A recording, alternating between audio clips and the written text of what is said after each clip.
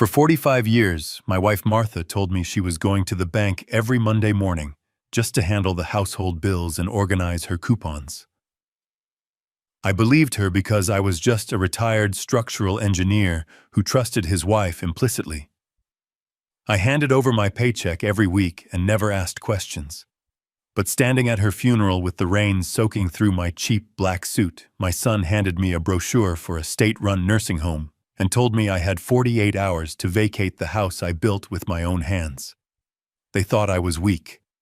They thought I was a senile old man they could toss aside like garbage. They had no idea that the small silver key Martha left behind would unlock a secret worth $28 million and a plan for revenge that would bring them to their knees. Before I tell you how I destroyed their greed and reclaimed my dignity, please hit that like button and subscribe to the channel. Let me know in the comments if you have ever been underestimated by your own family, or if you have ever had to fight for what was yours. My name is Henry Caldwell, and I am 70 years old. I have lived in Pittsburgh, Pennsylvania my entire life. I worked hard, I paid my taxes, and I loved my family with everything I had. But as I stood there in the muddy grass of Allegheny Cemetery, watching the workers lower the mahogany casket into the wet earth, I realized that love is not always a two-way street. The pastor had finished his final prayer. The few friends who had braved the weather were heading back to their cars, murmuring their condolences as they passed me. I stood alone by the open grave, my hands clasping the brim of my hat, waiting. I was waiting for my children to come over. I was waiting for a hand on my shoulder. I was waiting for my son Lucas or my daughter Emily to hug me and tell me that we would get through this together. Instead, I watched them standing 10 yards away under a cluster of large black umbrellas. They weren't crying. They were huddled in a tight circle, whispering. Lucas, my eldest son at 42, kept checking his watch as if he had a train to catch. Emily, my youngest, was busy typing something on her phone, her face illuminated by the screen's glow. And then there was Tanya, my daughter-in-law, Lucas's wife. She was looking right at me, not with sympathy, but with a cold calculation that made me shiver more than the freezing rain. I took a step toward them, my knees aching in the damp cold. I just wanted to go home. I wanted to sit in my armchair, smell the lingering scent of Martha's lavender perfume, and maybe drink a glass of that wine I had been saving for our golden anniversary. I needed comfort. But before I could even open my mouth to ask for a ride home, Tanya broke away from the group and marched toward me. Her heels sank into the soft ground with every step, but she didn't seem to care. "Henry," she said. She didn't call me Dad or Pop, just Henry. "We need to talk about the logistics." I looked at her confused. My wife had been in the ground for less than 10 minutes. "Logistics?" "Tanya," I said, my voice rasping from days of silent grief. "Can't this wait until we get home? I'm tired." "That is exactly the point," she interrupted, cutting me off with a sharp wave of her hand. She reached into her designer handbag and pulled out a folded piece of paper. It was damp from the rain, but I could clearly see the logo. It was a brochure for Shady Pines, a budget-assisted living facility on the outskirts of the city, a place known for smelling of bleach and despair. "What is this?" I asked, my hands trembling as I took the paper. "It is a brochure for your new arrangements," Tanya said, her voice devoid of any emotion. "Look, Henry, we have to be realistic here. You are 70 years old. Your pension is peanuts. It barely covers your medication, let alone the heating bill for that big drafty house. Martha was the one who managed the money. Martha was the one who kept things running. Without her, you are going to be destitute in 3 months." I felt the blood rushing to my face. I stared at Lucas, who was now standing behind his wife, looking down at his shoes. "Lucas," I said, looking for my son. "What is she talking about?" "That is my house. I built the deck with my own hands. I paid the mortgage for 30 years. Lucas finally looked up, but his eyes slid away from mine. He looked weak. He always looked weak when Tanya was around. Dad, he mumbled. It's complicated. The house, well, the deed was in Mom's name. You know that. And 6 months ago, when she got really sick, she signed a power of attorney and transferred the title to us, to the estate. I felt like I had been punched in the gut. I tried to process his words. Martha had transferred the house without telling me no. That was impossible. We were partners. We did it to protect the asset, Tanya interjected, stepping between me and my son. If you got sick, the government would take the house to pay for your care. We saved it. But now with Martha gone, we have to liquidate. We have expenses, Henry. Lucas has business debts. Emily needs money for her kids' tuition. We can't afford to let you sit alone in a 4-bedroom house eating up our inheritance. Our inheritance. The words hung in the cold air. They weren't talking about my home. They were talking about their payday. We have already contacted a real estate agent, Tanya continued, checking her manicured nails. She is coming on Monday morning to take photos for the listing. That gives you 48 hours to pack your personal effects. We will hire a crew to clear out the rest of the junk next week. Junk, I whispered. You mean our life, you mean your mother's things. It is just stuff, Henry, Tanya snapped. Don't be dramatic. We found a room at Shady Pines that fits your budget. It is semi-private, so you will have a roommate, which is good for socialization. The truck comes Sunday night to take you there. It is all arranged. I looked at Emily. She was still on her phone, pretending none of this was happening. I looked at Lucas. He looked like he wanted to vanish. And I looked at Tanya, who was smiling that tight, victorious smile I had come to hate over the years. You can't do this, I said, gripping the wet brochure until it tore. I am your father. I am your grandfather. You can't just throw me out on the street. We aren't throwing you on the street. Tanya sighed, as if explaining something simple to a child. We are putting you in a home. It is safe. It is responsible. And frankly, Henry, it is what Martha would have wanted. She wouldn't want you to be a burden on us. That was the line that broke something inside me. A burden. For 45 years, I worked overtime. I drove used cars so they could have new ones. I skipped vacations so they could go to camp. I gave them everything.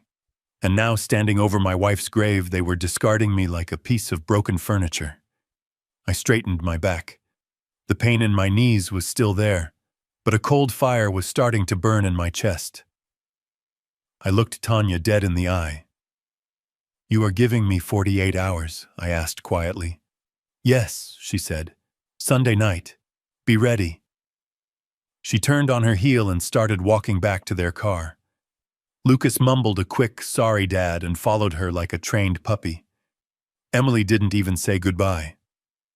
She just got in the back seat of Lucas's car and slammed the door. I stood there in the rain for a long time. I watched their taillights fade into the mist. I looked down at the fresh dirt covering my Martha.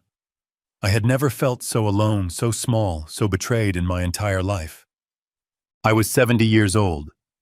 I had less than $2,000 in my checking account. I had no home. I had no family. But as I turned to walk toward my old rusted sedan, I remembered something. I remembered the way Martha used to look at me when I worried about money. I remembered her strange little habit of locking her desk drawer every time she left the room. And I remembered the calendar in the kitchen, where every Monday, for as long as I could remember, she had written the same 3 words. Bank, 9 a.m. I wiped the rain from my face. They thought I was finished. They thought I was just an old man they could bully. But they were wrong. I wasn't going to Shady Pines. I was going home. And I was going to find out exactly what my wife had been doing every Monday for 45 years. Because if I knew Martha, she didn't leave me defenseless. She left me a map. And I was going to follow it even if it led me straight to hell. The drive back from the cemetery felt like the longest journey of my life. I navigated my rusted sedan through the rain-slicked streets of Pittsburgh, my hands gripping the steering wheel so tight my knuckles turned white. Every turn brought me closer to a house that was supposed to be my sanctuary, but now felt like a battleground. I pulled into the driveway, and my stomach dropped. The front door was wide open. It was gaping like a wound exposing the sanctity of my home to the cold, damp air. I turned off the engine and sat there for a moment, listening to the rain hammer against the roof, trying to gather the strength to walk through that door. I knew what was waiting for me inside, but knowing did not make it any easier. I stepped out of the car and walked up the path I had paved with my own hands 20 years ago. The sound of voices drifted out from the open door. They were loud, casual, devoid of any reverence for the day. I stepped over the threshold, and the sight that greeted me stole the breath from my lungs. My living room, the place where Martha and I had watched our children grow up, looked like a flea market. Cabinet doors were thrown wide open. Drawers were pulled out and dumped onto the floor. My children were not mourning. They were shopping. I walked further in, water dripping from my coat onto the hardwood floor. Emily was on her knees in front of the display cabinet. She had a large canvas tote bag open next to her, and she was systematically clearing out the shelves. I watched her hand wrap around the silver tea set. That set belonged to Martha's grandmother. It was the pride of her collection, something she only brought out for Thanksgiving and Christmas. Emily was shoving the pieces into the bag, with no care, clinking metal against metal. "Emily?" I said, my voice rough. "What are you doing? Put that back." She didn't even flinch. She didn't look at me. She just kept grabbing the silver forks and spoons. "I am taking these for safekeeping, Dad," she said, her tone dismissive. "Mom promised them to me years ago. Besides, you don't use them. They will just tarnish if they stay here. I need to get them appraised. The market for silver is good right now." Appraised. She was selling her mother's heirlooms before the funeral flowers had even wilted. I wanted to scream, but a sound from the kitchen made me spin around. A distinct pop of a cork. I rushed into the kitchen and saw Lucas leaning against the counter. He was holding a bottle of wine. My heart seized in my chest. It wasn't just any bottle. It was the vintage Bordeaux I had bought 30 years ago. I had stored it in the coolest part of the basement, turning it religiously, saving it for our golden anniversary. It was the symbol of our endurance. And there was Lucas pouring the deep red liquid into a chipped coffee mug as if it were cheap soda. "Lucas, no!" I shouted, moving faster than my old legs should have allowed. "That is not for you. That was for your mother and me." Lucas took a long swig from the mug and grimaced. He looked at me with glazed, indifferent eyes. "Relax, Dad," he said, wiping his mouth. "It is vinegar anyway. You waited too long to open it. It is spoiled. Just like everything else in this house. It is all old junk." I reached out and snatched the bottle from his hand, spilling wine onto the linoleum. It looked like blood. "Get out!" I yelled, my voice shaking with a rage I hadn't felt in decades. "Both of you, get out of my house. These are my things. This is my wife's home. You have no right to touch a single thing." Slow clapping started from the hallway behind me. I turned to see Tanya standing there. She looked immaculate in her black designer dress, untouched by the rain or the grief. She was holding Martha's jewelry box, the one I had carved from mahogany for her 10th birthday. She looked at me with a smirk that chilled me to the bone. "Oh, Henry," she said, shaking her head, as if scolding a child. "You really are confused, aren't you?" She walked into the kitchen, the click of her heels sharp against the floor. She placed the jewelry box on the table and crossed her arms. "You keep saying my house and my things," Tanya said. "But let us look at the reality. You were a structural engineer, sure. But you retired 15 years ago. Your pension is pathetic. It barely covers the heating bill." I stared at her, the empty wine bottle heavy in my hand. "I worked for 40 years, I said, my voice low. "I gave everything to this family." "Exactly," Tanya interrupted. "You gave everything. Specifically, you gave every single paycheck to Martha. You handed it over because you didn't want to deal with the finances. You trusted her completely. You never put your name on the investment accounts. You never checked the deed transfers. You let her handle the business while you played the simple, happy husband. She took a step closer, her perfume overpowering the smell of the spilled wine. Martha was the one who managed the economy of this family, Henry. And now that she is gone, the assets belong to the estate, which means they belong to the heirs. Lucas and Emily. Not you. You are a dependent, Henry. You have been living off her management for years. We are just liquidating our inheritance before you waste it all on medical bills or sentimental nonsense. I looked at Lucas.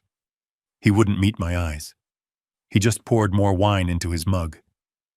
I looked at Emily in the other room, who was now taking the paintings off the walls. I realized then that I was completely alone. I had trusted my wife with everything, believing that our partnership was absolute. I never imagined I would need to protect myself from the fruit of my own loins. They stripped me of my dignity in my own kitchen. They made me feel small, foolish, and powerless. I was not the patriarch. I was an obstacle. I couldn't breathe. The air in the house felt thick with greed. I couldn't fight them physically. I couldn't argue with their twisted logic, not when I was paralyzed by grief. I needed to escape. I turned my back on them. I walked out of the kitchen, past the living room where my life was being packed into cardboard boxes. I walked down the hallway to the end, to the one room they hadn't violated yet. Martha's sewing room and office. I stepped inside and closed the heavy oak door. I turned the brass lock, hearing the click that separated me from the vultures outside. The room was dark and quiet. It smelled of lavender and old paper. I leaned back against the door and slid down to the floor, pulling my knees to my chest. I sat there in the dark, listening to them rummage through my life, realizing that the woman I loved was gone, and the family I built was an illusion. I was a prisoner in the house I had paid for with my sweat and blood. But as I sat there, my hand brushed against the pocket of my jacket, feeling the cold metal of the key I had found earlier. They thought I was finished. They thought I was just a poor old man. They had no idea what Monday morning would bring. I sat on the floor of Martha's sewing room for what felt like hours. The noise from the rest of the house had finally died down. My children and my daughter-in-law had left, taking with them the silver, the wine, and my dignity, leaving behind only the echo of their cruelty and the threat of my eviction. The silence that followed was heavy and suffocating, broken only by the relentless rhythm of the rain against the window pane. I pulled myself up, my joints protesting with every movement. I couldn't just sit here and wait for the movers to drag me to a nursing home. I needed ammunition. I needed proof. I turned on the small brass desk lamp. The pool of yellow light illuminated Martha's sanctuary. This room was the one place in the house that was entirely hers.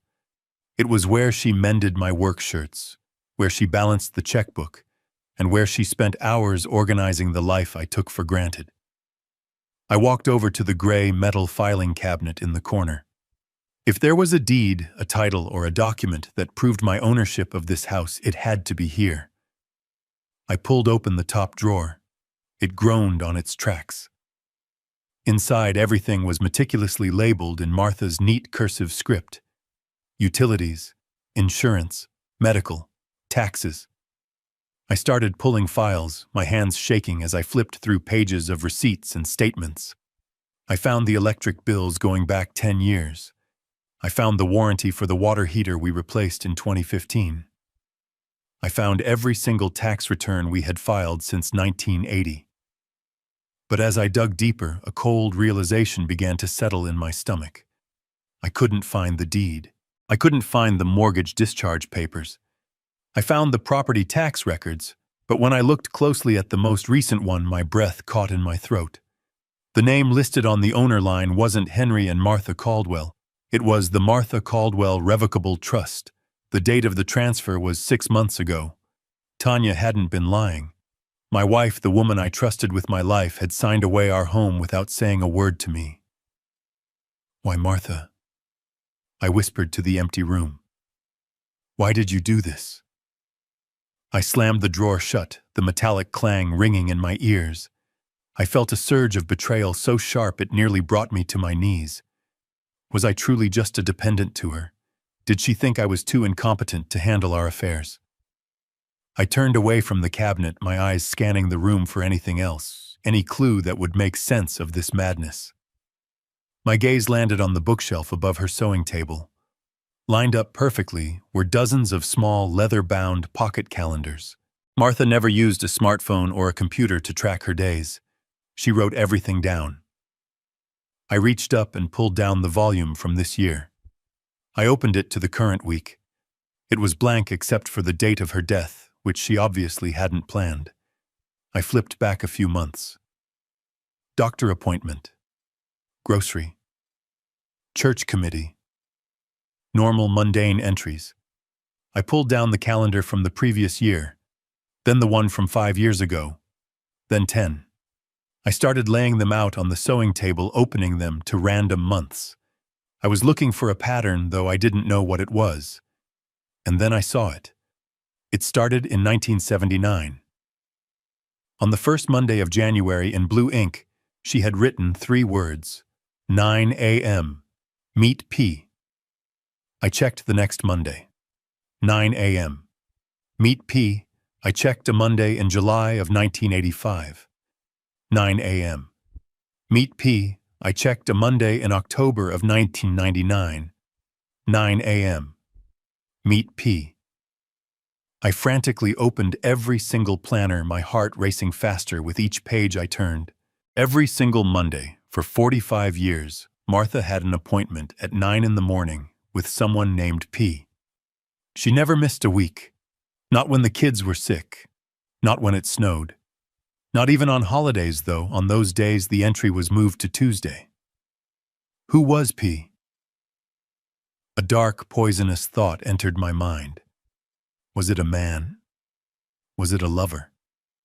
I tried to push the thought away, but the consistency was terrifying. I closed my eyes and tried to remember our Mondays. For as long as I could recall, Monday mornings were sacred to Martha. She would get up early, dress in her nice Sunday clothes, and tell me she was going to the market or to meet a friend for coffee. I remembered a specific Monday in 1992. I had the day off work because of a sight injury. I asked her if I could come with her, maybe grab breakfast together. I remembered the way she stiffened. She had smiled, patted my cheek, and said, "Oh, Henry, you would be bored to tears. It is just errands. You stay here and rest your back." She never let me come. Not once in 45 years. I looked at the wall of calendars.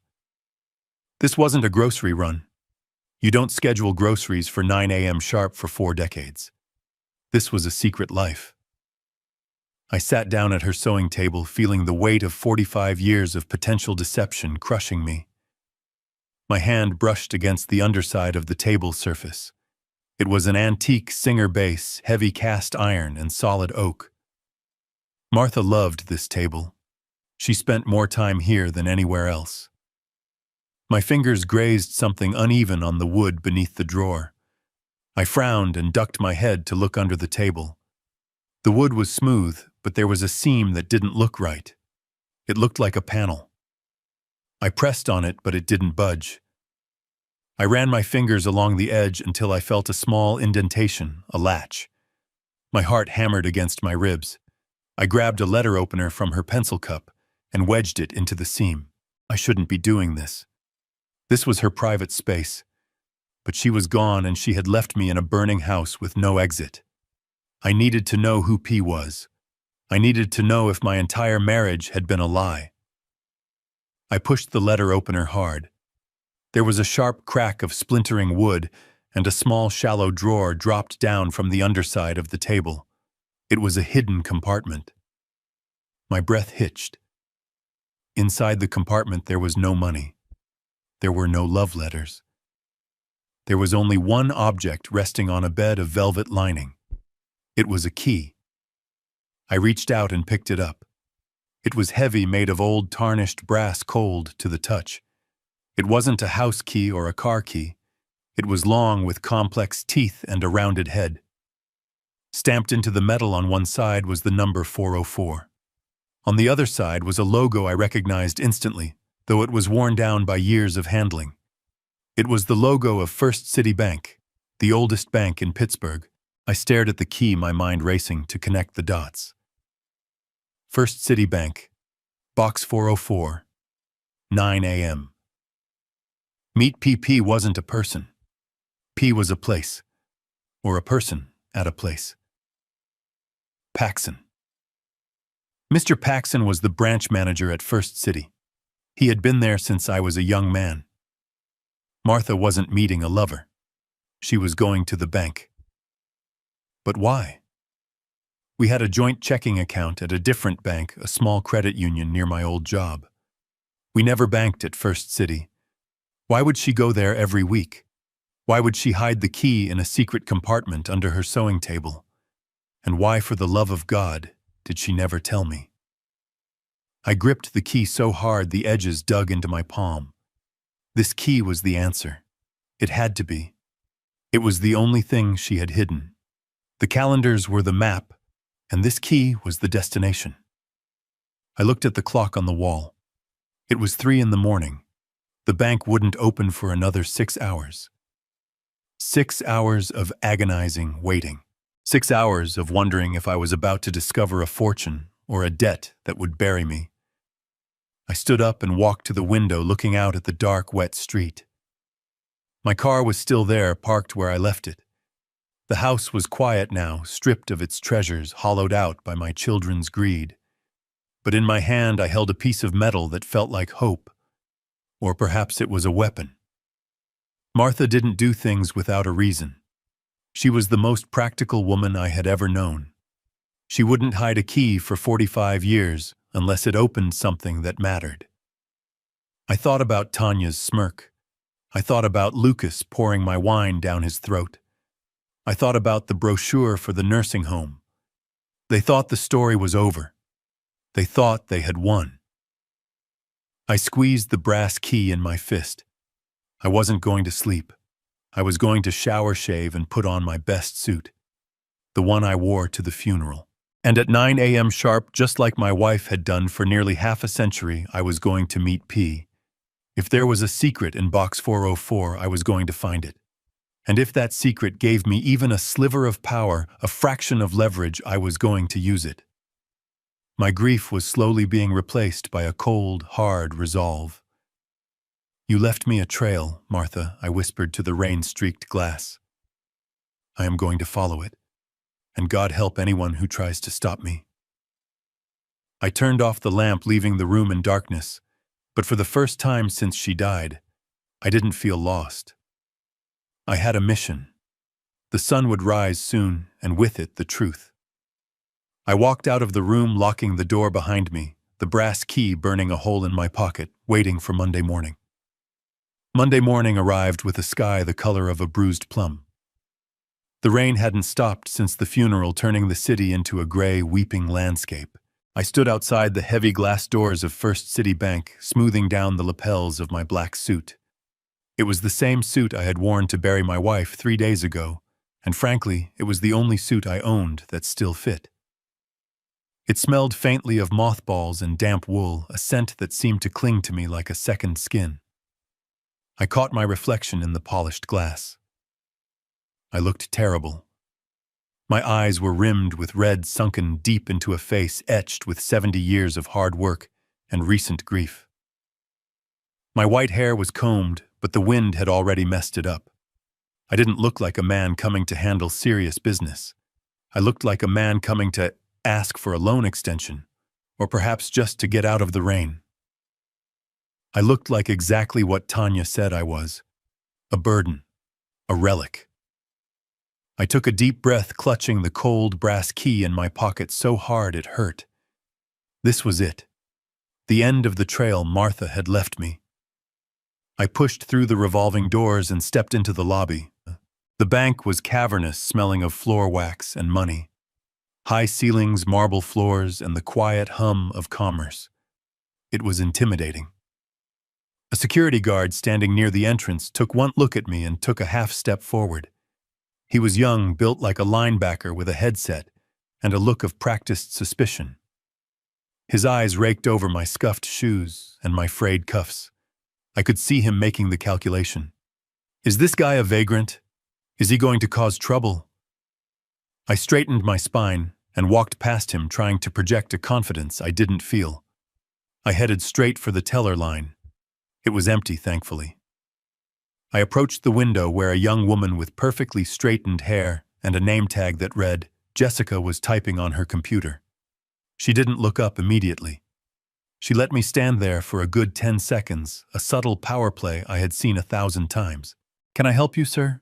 She finally asked, her voice tight and professional, but her eyes never left her screen. I cleared my throat. Good morning. I am here about a safe deposit box. Jessica finally looked at me. Her gaze flickered over my appearance with the same dismissal as the guard. Do you have an appointment? She asked. No, I said, but I have a key. I reached into my pocket and pulled out the heavy brass key. I placed it on the cold marble counter. The sound was a dull thud that seemed too loud in the quiet bank. Jessica sighed, clearly annoyed. Sir, for box access, you need to see a service representative, and they are fully booked until... She stopped mid-sentence. Her eyes had landed on the key. She stared at it. Then she leaned closer, her perfect composure cracking just a little. She reached out a finger and touched the number stamped into the metal. 404. Then she looked at the old worn logo on the head of the key. Her face went pale. The annoyance vanished, replaced by something that looked a lot like alarm. She looked up at me, really looked at me this time, searching my face. What is your name, sir? She asked, her voice dropping to a whisper. Henry, I said. Henry Caldwell. She typed my name into her computer with rapid, jerky movements. A moment later, she stopped. Her hand went to the phone on her desk. She didn't dial a 4-digit extension like they usually do. She pressed a single red button on the console. Please wait here, Mr. Caldwell, she said. Do not leave. She picked up the receiver and spoke into it. Her hand cupped around the mouthpiece so I couldn't hear what she was saying. But I saw her eyes darting back to me every few seconds. My heart began to hammer against my ribs. This was it. This was the bad news. Martha had left a debt. A massive, insurmountable debt that required immediate security intervention. Or maybe the box was flagged for something illegal. Maybe she had been involved in something I couldn't even imagine. Panic started to rise in my throat, tasting like bile. I imagined the police coming through those doors. I imagined Tanya's face when she found out I had been arrested at the bank. I imagined losing not just the house but my freedom. I looked around, half tempted to grab the key and run. But my legs felt like lead. I was frozen. Then I heard the sound of footsteps. Fast, heavy footsteps coming from the direction of the executive offices at the back of the bank. I turned and saw a man rushing toward me. He wasn't security. He was older, perhaps 65, wearing an immaculate navy suit that probably cost more than my car. He had silver hair and an air of authority that commanded the room. People stopped what they were doing to watch him. He was practically running across the marble floor, ignoring the other customers, ignoring the staff. He was heading straight for me. I braced myself. I prepared for the accusation. I prepared to be escorted out. Mr. Caldwell, the man boomed, his voice echoing off the high ceiling. He stopped in front of me, slightly out of breath. He looked at my face, studying it with an intensity that made me want to shrink away. Then his expression softened. A look of profound sadness and recognition washed over his features. Mr. Caldwell, he repeated, softer this time. I am Charles Paxson, the branch manager. Paxson, P. The man from the calendar. Before I could say a word, this stranger, this powerful banker, did something that shocked the entire lobby. He stepped forward and wrapped his arms around me in a tight, genuine embrace. He hugged me like a long-lost brother. I stood there stiff and bewildered, my arms pinned to my sides, smelling his expensive cologne mixed with the scent of old paper. "We have been waiting for you, Henry," he whispered near my ear. "Martha told me you would come. She said you would be here the first Monday after she passed." He pulled back and held me by the shoulders, looking me in the eye. His own eyes were glistening. "I am so incredibly sorry for your loss," he said. "She was a remarkable woman. Truly remarkable." I opened my mouth, but no sound came out. I was too stunned. The teller, Jessica, was staring at us with her mouth slightly open. The security guard had lowered his stance, looking confused. "Mr. Paxson," I finally managed to croak, "I found this key. I don't know what it is for. I don't know if she owes you money or—" Paxson let out a short, incredulous laugh.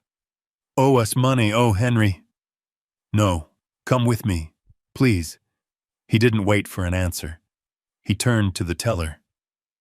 "Jessica, close your station. Bring the key."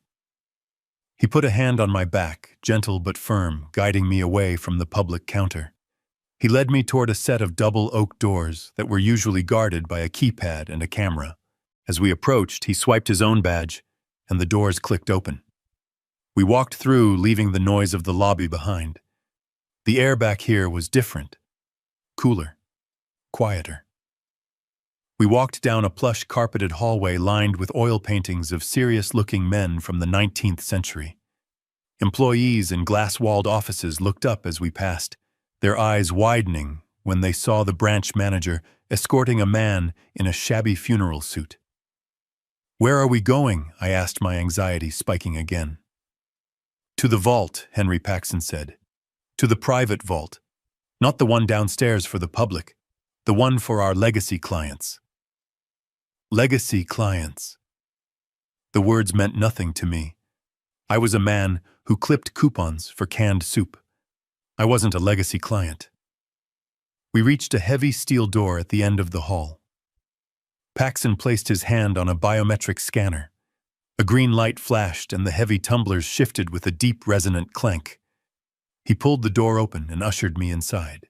It was a small room lined floor to ceiling with stainless steel boxes of various sizes. In the center was a solitary wooden table with 2 chairs and a lamp. It felt like a confessional, or an interrogation room. Paxson walked to a specific section of the wall. He scanned the numbers: 401, 402, 403. He stopped at 404. It was a large box, much larger than the standard ones. He turned to me. "Do you have the key, Henry?" I realized Jessica must have handed it back to me in the confusion, or perhaps Paxson had taken it. No, it was in my hand. I had never let go of it. I handed it to him. My hand was shaking so bad I almost dropped it. Paxson took a key from his own pocket, a master key. He inserted both into the 2 locks on the box. He turned them simultaneously. Click. He pulled the long metal drawer out of the wall. It was heavy. I could see the strain in his arms as he carried it over to the table and set it down with a solid thud. He gestured to the chair. "Sit down, Henry." I sat. I stared at the gray metal box. It looked like a coffin for secrets. "Mr. Paxson," I said, my voice barely a whisper. "Please, just tell me." "Is it bad? Did she do something wrong?" Paxson looked at me with a mixture of pity and admiration. "Wrong, Henry. Your wife was the most disciplined, intelligent, and visionary person I have ever banked with. For 45 years, she came here every Monday. She sat in my office. We drank tea. And she built an empire." Empire, I repeated the word, but it made no sense. Paxson reached out and flipped the lid of the box open. I braced myself for the worst. But when I looked inside, I didn't see piles of cash. I didn't see stolen jewelry. I saw paper. Stacks and stacks of thick cream-colored paper with watermarks and gold seals. Certificates, deeds, bonds. I reached in and picked up the top document. It was a stock certificate for a technology company I recognized immediately. A company that had started in a garage in the 80s and now ruled the world. The date on the certificate was 1984. The number of shares was staggering. I picked up another. A deed to a commercial building in downtown Pittsburgh. Another deed for an apartment complex in Shadyside. I looked up at Paxson, my vision blurring. "What is this?" Paxson said softly, "is what she did with the $50 a week you gave her. She didn't just save it, Henry. She invested it. She played the long game. She bought when everyone was selling. She held when everyone was panicking. She built this for you. For me, for us," he corrected. "But mostly for you. She knew you worried about money. She knew you carried the weight of the family on your shoulders. She wanted to make sure that when the time came, you would never have to worry again." I looked back at the box. It was full. It was overflowing. How much, I asked, the question escaping my lips before I could stop it. Paxson took a breath. "We did a valuation last week as per her instructions when she knew the end was coming. The current value of the portfolio, including the real estate holdings and the diversified stock, is approximately $28 million. The room spun. The silence of the vault roared in my ears. $28 million. I was a man being evicted by his children because he couldn't afford a nursing home. And sitting on this table was enough money to buy the nursing home and burn it down. I was frozen. I couldn't move. I couldn't speak. I just stared at the papers, feeling the tears hot and fast tracking down my cheeks. My wife wasn't just a housewife. She was a titan. And she had hidden it all, lived a humble life, worn old coats, and cooked simple meals, all to build this. But why didn't she tell me? Because she knew, Paxson said, answering the question I hadn't asked.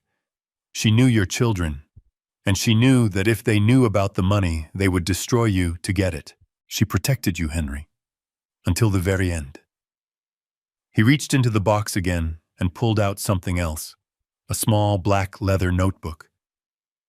"And she left you this," he said. "She called it her black ledger. She said you would need it for what comes next." I took the book. It felt heavy in my hand. I opened the cover. On the first page, in Martha's familiar steady handwriting, were the words, "For Henry, use this when they show you who they really are." I ran my thumb over the ink. I thought of Tanya's face at the cemetery. I thought of the empty shelves in my living room. Martha knew. She knew exactly what they would do, and she had armed me. I looked up at Paxson. The fear was gone. The confusion was gone. In their place was something cold and hard and powerful. "Mr. Paxson," I said, closing the book, "I think I need to speak to a lawyer." Paxson smiled, a shark-like grin that told me he was on my side. "I have the best estate attorney in the state waiting in my office, Henry. Shall we go meet him?"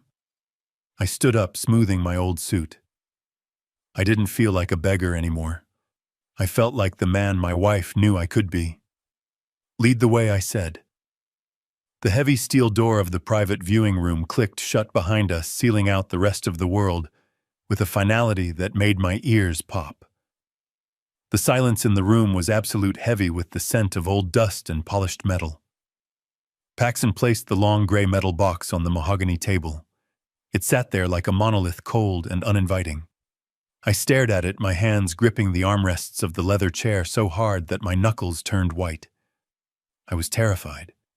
Part of me still expected to see a mountain of unpaid bills, gambling debts, or perhaps letters from a secret family that would destroy the memory of the woman I loved. Paxson stood on the other side of the table, his expression solemn but kind. He didn't rush me. He waited until I gave a small, almost imperceptible nod. Then, with a respectful slowness, he reached out and lifted the lid of box 404. I leaned forward, bracing myself for the worst. But there were no stacks of cash. There were no diamonds or gold bars. There were no bundles of angry letters stamped with red overdue notices. Instead, the box was filled to the brim with paper. Thick, cream-colored envelopes bound stacks of documents, with raised seals and files organized with the same meticulous care Martha had applied to her recipe box. "What is this?" I whispered, my voice sounding thin in the quiet room.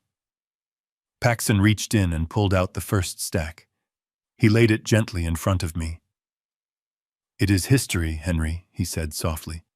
"It is the history of the last 45 years. I reached out and touched the top document. The paper felt heavy and expensive. It was a stock certificate.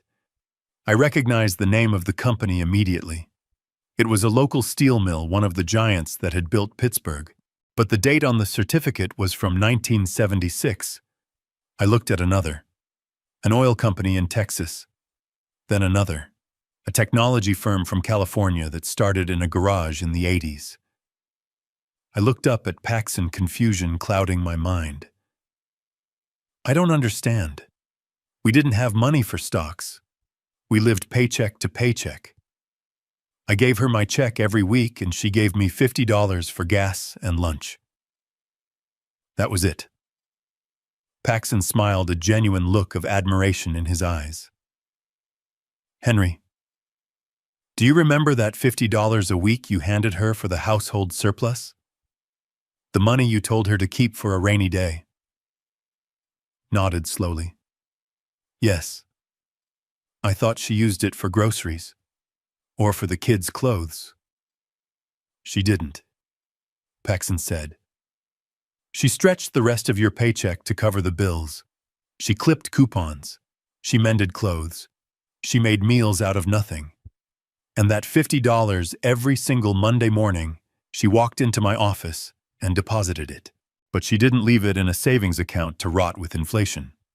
She invested it." He gestured to the pile of papers. "She bought steel when everyone said the industry was dying. She bought tech stocks when people said computers were just a fad. She bought land on the outskirts of the city when it was just dirt and weeds years before the developers came calling. She had an instinct, Henry. A vision I have never seen in a professional broker, let alone a housewife from the suburbs. She didn't spend a dime.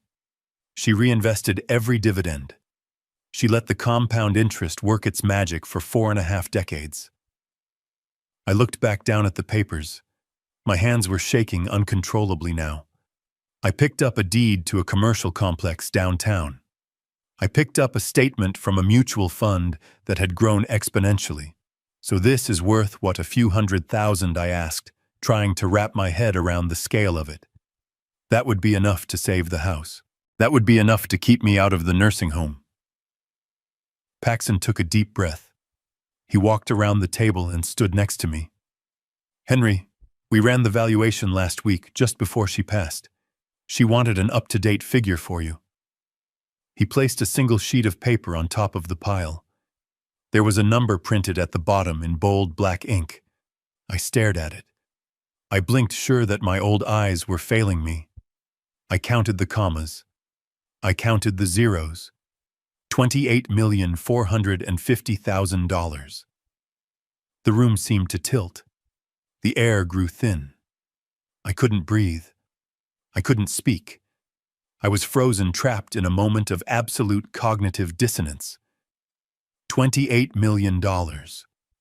I was a man who had worn the same winter coat for 12 years. I was a man who was currently being evicted by his own son because I couldn't afford the property taxes on a modest 3-bedroom house. I was a man who had felt like a failure, a burden, a parasite living off his wife's management. And all this time I was a millionaire. "I am not a burden," I whispered, the realization hitting me harder than the grief. "No," Henry, Paxson said firmly. "You were the engine. You earned the capital. You worked the long hours in the cold and the rain.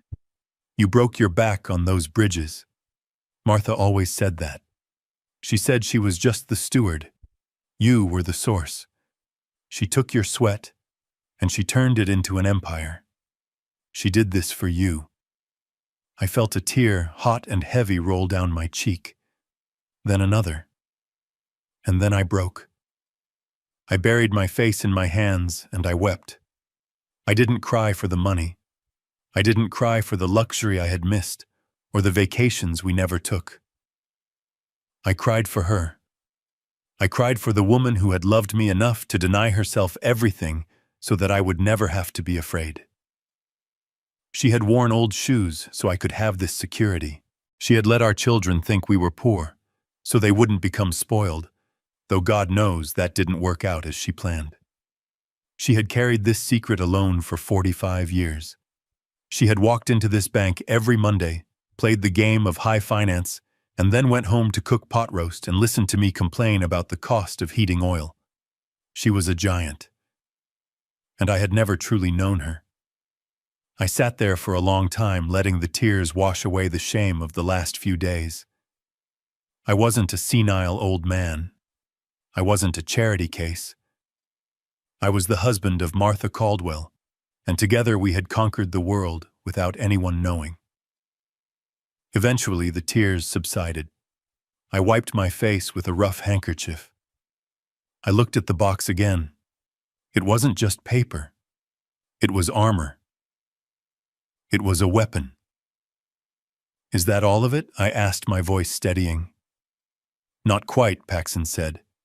He reached into the very back of the metal box and pulled out a small black leather notebook. It was worn at the edges, the binding cracked from use. It looked like a simple diary, the kind you buy at a drugstore for $1. "She wanted you to see the assets first," Paxson said, handing me the book. "But she said this was more important. She called it her black ledger." I took the book. It felt heavy, heavier than the millions in stock certificates. "What is inside?" I asked. "The truth," Paxson replied, his face darkening slightly. "Martha didn't just track the markets, Henry. She tracked everything. She knew your children better than they knew themselves. And she knew that one day you would need to see them clearly without the veil of a father's love." I opened the cover. The first page was written in Martha's familiar, steady script. It was dated 20 years ago. It began with a name, Lucas, and next to it a sum of money. And next to that, a reason. My heart went cold as I read the first entry. I turned the page, then the next. It wasn't a diary. It was a record of debts, a record of sins. I looked up at Paxson. The grief was receding, replaced by a cold, sharp clarity. "She knew," I said. "She knew what they were. She knew," Paxson agreed. "And she gave you the means to deal with them." I closed the black book and placed it on top of the millions. I stood up. The old man who walked into this bank 30 minutes ago was dead. He died in this vault. The man standing here now was someone else entirely.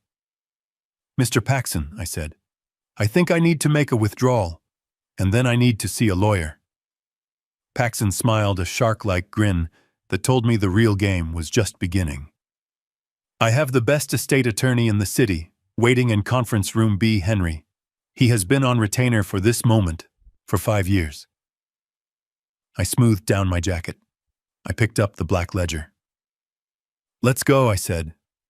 "I have a family reunion to plan." Paxson led me out of the vault and into his private office on the top floor. It was a space of quiet luxury, with floor-to-ceiling windows overlooking the gray, weeping city of Pittsburgh.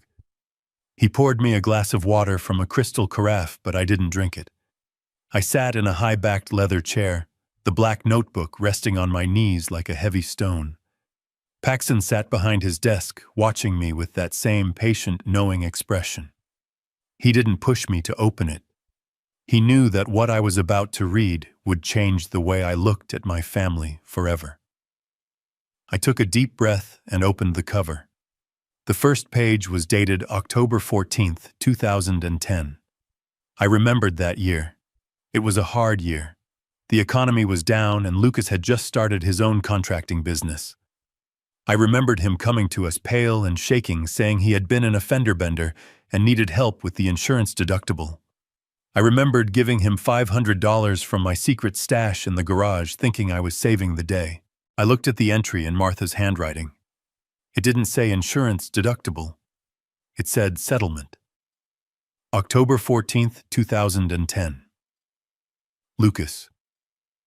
DUI hit and run. Victim agreed to settle out of court. Paid $200,000 to silence witness and cover medical bills. Wire transfer to attorney account.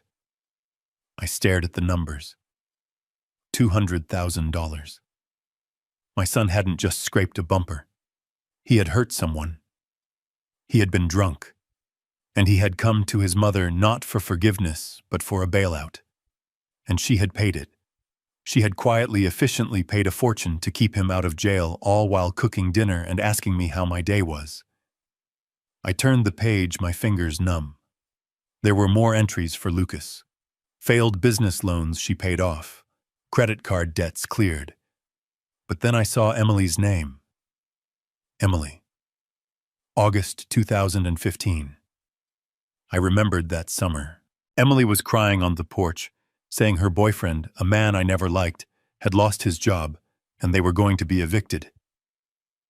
I remembered feeling helpless, because I couldn't do more than buy them groceries. The ledger told a different story. Emily. Gambling debts incurred by partner. Threats of violence against them. Paid $150,000 to private lender to ensure safety. $150,000 to pay off a bookie. My daughter, the one who was currently stuffing her mother's silver into a tote bag, had been saved from loan sharks by the very woman she was now robbing. I felt a wave of nausea. I flipped through the pages faster now. I saw Tanya's name. Tanya, the successful executive, the one who looked down on me with such disdain.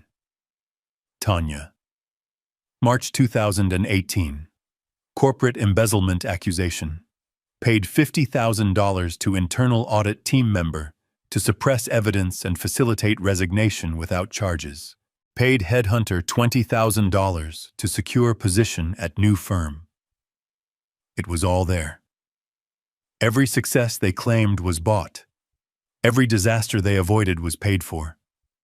My wife hadn't just invested in stocks. She had invested in keeping our children out of prison and out of the gutter. She had been the dam holding back the flood of their own incompetence and immorality. I looked up at Paxson.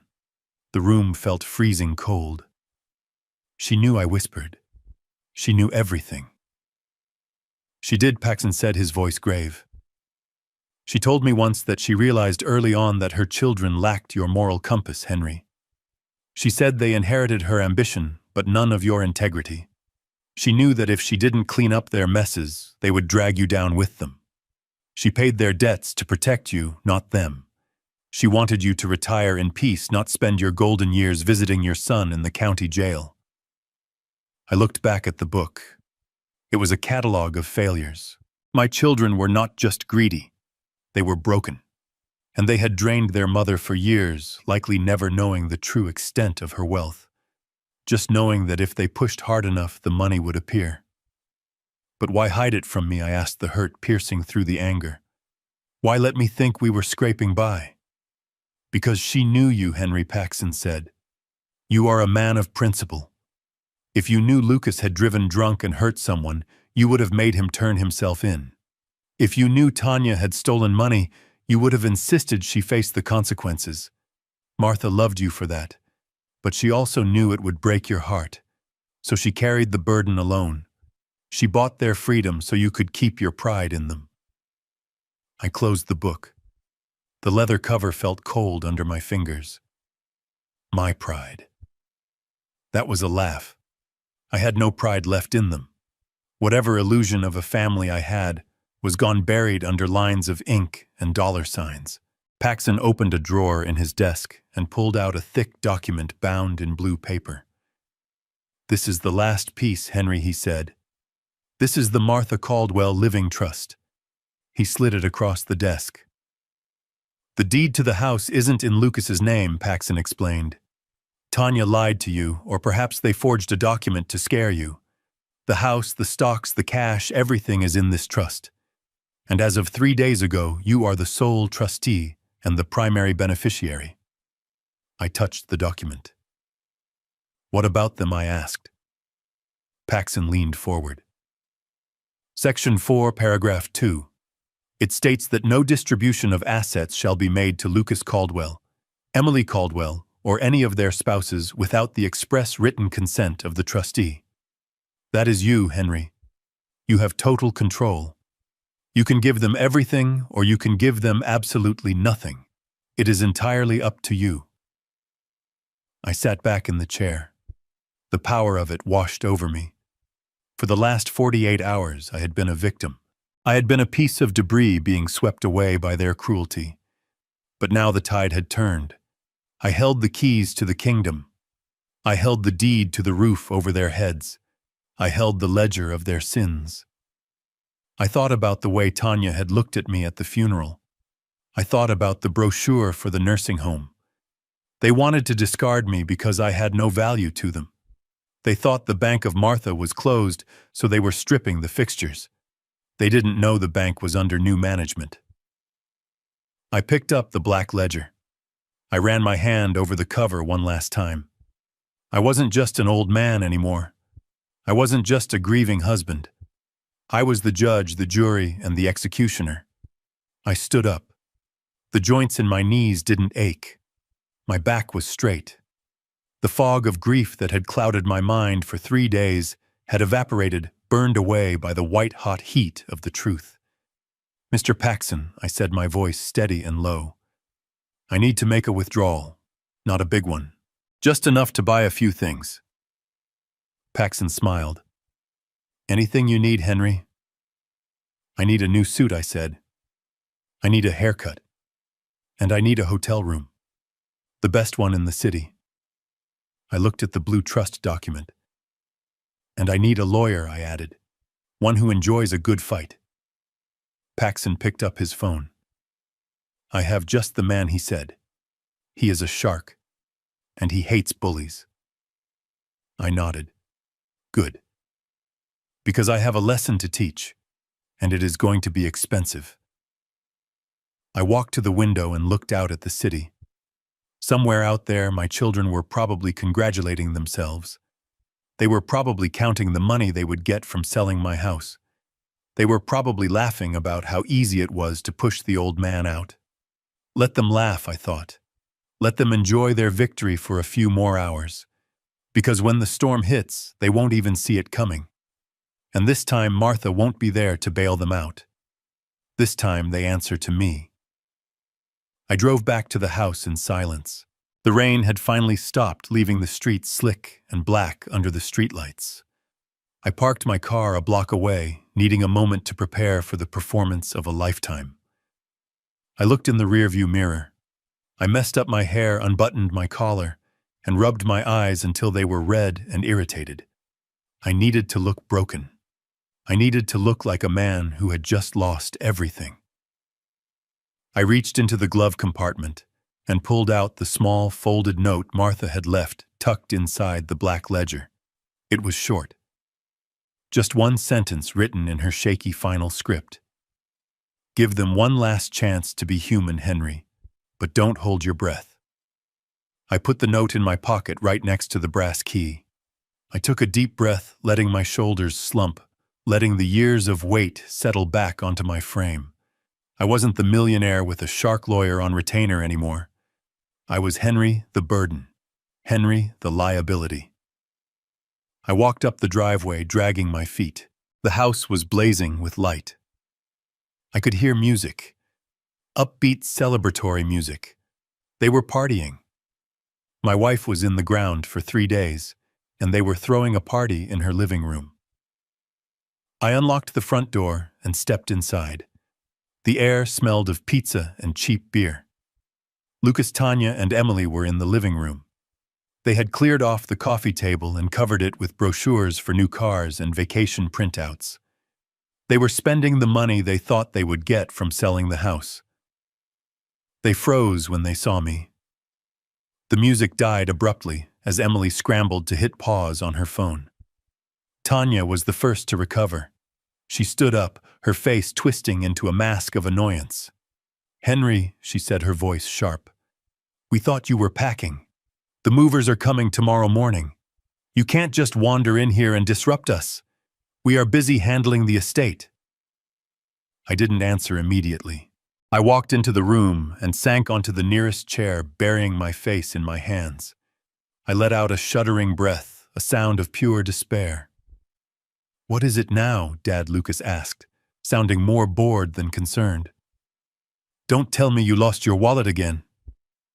It is worse, I said, my voice trembling. I went to the bank. The room went deadly silent. I could feel their eyes boring into me. Greed has a specific feeling. It feels like a vacuum sucking the air out of the room.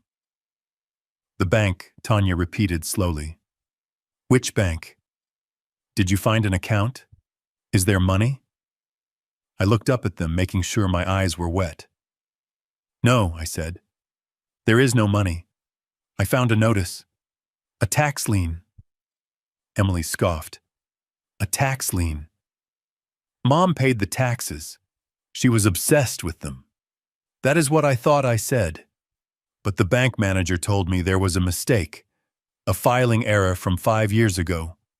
The penalties have compounded. The interest has exploded. I paused for effect, watching them exchange nervous glances. How much? Lucas asked, his voice tight. $50,000, I whispered. Tanya shrieked. It was a sound of pure, unadulterated rage. She threw her wineglass against the fireplace, shattering it into 1,000 sparkling shards. 50,000, she screamed. Are you kidding me? That stupid, incompetent old woman? She couldn't even die right. She had to leave us a bill. Tanya Lucas warned, glancing at me. Don't you Tanya me, she yelled, spinning on him. We were counting on the house money. We have debts, Lucas, real debts. And now we have to pay off the IRS before we can sell. She ruined everything. She is dead and she is still ruining our lives. I watched her. I watched the woman who had eaten at my table for 15 years call my wife names. I watched my son say nothing to defend his mother. It gets worse, I said. They turned to look at me, fear replacing the anger. The bank said because the debt is in both our names and because I can't pay it, they are going to prosecute. They said it looks like fraud. They said if I don't come up with $50,000 by Friday, I could go to prison. I stood up and walked over to Lucas. I grabbed his hand. It was limp and cold. Son, please, I begged, channeling every ounce of desperation I could muster. I can't go to jail. I am 70 years old. It would kill me. You have to help me. You have savings, right? You and Tanya. Or maybe you can take a loan. Just until we sell the house. Please. I am your father. Don't let them take me. Lucas pulled his hand away as if I were contagious. He took a step back, putting the coffee table between us. Dad, be serious, he said, his voice cold. We don't have $50,000 lying around. That is why we need to sell this place. And we certainly can't take out a loan for your tax problems. We have our own credit to worry about. But I will pay you back, I pleaded. Once the house sells. If it sells, Tanya interjected. Who knows what other mess Martha left behind? The house might be worthless if there are liens on it. No, absolutely not. We are not throwing good money after bad. I turned to Emily. My baby girl. The one I used to carry on my shoulders. Emily, honey, I said. Please. I am scared. Emily picked up her purse and clutched it to her chest. She looked at me with a mixture of pity and disgust. Dad. I can't, she said. I have the kids. I have expenses. 50,000 is... It is impossible. Maybe you could sell something. Sell what I asked. You already took the silver. You took the jewelry. I have nothing left. Then figure it out. She snapped, her facade cracking. Sell a kidney, Join a medical trial. I don't know, but don't look at us. This is your mess. You and Mom made it. You fix it. I looked at them, really looked at them. The test was simple. Help your father in his moment of greatest need. Save him from prison. And they had failed. They hadn't just failed. They had failed with enthusiasm. They didn't care if I went to jail. They only cared that my debt might cut into their profit margin. So that is it, I said quietly. You are just going to let me go under. We aren't letting you do anything, Tanya said, regaining her composure. You did this to yourself by being clueless, by letting Martha handle everything without supervision. Ignorance has consequences, Henry. She walked over to the front door and opened it wide. The cold night air rushed in. And honestly, she said, if you are in legal trouble, we can't have you staying here. If the police come, we don't want to be involved. We have reputations to protect. She pointed to the darkness outside. You need to leave. Now. I stared at her. You are kicking me out. Tonight. Tonight, Lucas confirmed. He walked past me into the hallway. I heard him rummaging in the closet. He came back a moment later, holding 2 black garbage bags. He threw them at my feet. Here are your clothes, he said. I packed them while you were gone. Everything from your room is in there. I looked at the black plastic bags. My life, my clothes, my memories, reduced to trash. Where am I supposed to go? I asked. Shady Pines has an emergency intake, Tanya said. Or a shelter. Honestly, Henry, at this point it is not our problem. You are a grown man. Act like one. She reached out and grabbed my arm. Her grip was strong, painful. She pulled me toward the door. I didn't resist. I let her drag me. I wanted to feel the full weight of their betrayal. I wanted to remember the feeling of her fingernails digging into my arm through my coat. She shoved me out onto the porch. Lucas followed, tossing the garbage bags out after me. They landed with a wet thud on the concrete. Give me your key, Tanya demanded, holding out her hand. I reached into my pocket. My fingers brushed the brass key to box 404. For a second, I almost smiled, but I pulled out the house key instead. The key to the mortgage I had paid. The key to the door I had painted. I dropped it into her palm. Good luck, Henry, she said. She slammed the door in my face. I heard the deadbolt slide home. Then I heard the chain lock slide into place. I stood there on the dark porch, staring at the wood grain of the door. I listened. From inside, I heard laughter. Relieved, hysterical laughter. Can you believe him? I heard Tanya say. Trying to stick us with his debt. Unbelievable. He will be fine, Lucas said. He always lands on his feet. Or he doesn't. Either way, the house is ours now. I picked up the garbage bags. They were heavy, awkward. I walked down the steps and down the driveway to my car. I opened the trunk and threw them in. I stood by the driver's side door and looked back at the house. It glowed warmly in the night, a beacon of comfort that I was barred from entering. But as I looked at it, the sadness that had weighed on me for days began to lift. It evaporated like mist in the sun. They had passed judgment on me. They had decided I was worthless. They had decided I was disposable. But they had made a fatal error. They had assumed the game was over. I reached into my pocket and pulled out the brass key again. I held it up to the streetlight. It glinted in the darkness, a promise of retribution.